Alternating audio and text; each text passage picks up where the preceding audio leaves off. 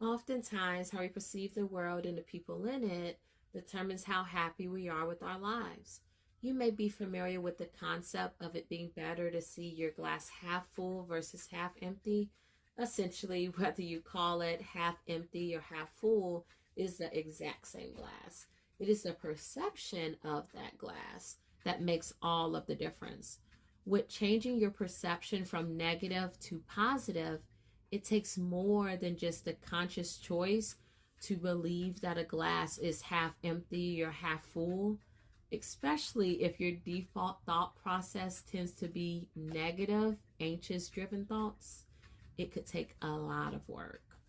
Reality is that things that impact our perception start from our childhood all the way up to this moment right now, all of those experiences. So all of those negative, traumatic, hurtful, life-altering experiences are combined with all of those positive, empowering, joyful, and pleasant experiences to all filter through to form our perception of the world and our perception of others in the world. That is very complex. So no wonder you may feel misunderstood because no one has walked in your exact shoes and no one ever will experience life how you experience it. No wonder a person can perceive an event as traumatic while another person is completely unbothered.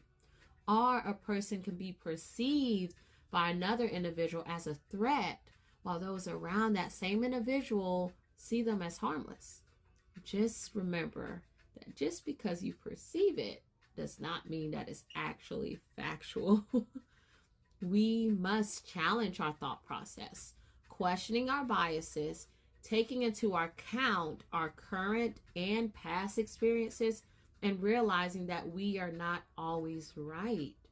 Because if you never question your perception of the world around you and your perception of people in the world, how do you become a healed, prosperous, focused, goal-oriented individual that can create the lifestyle you desire? Let's heal and evolve our thought process together.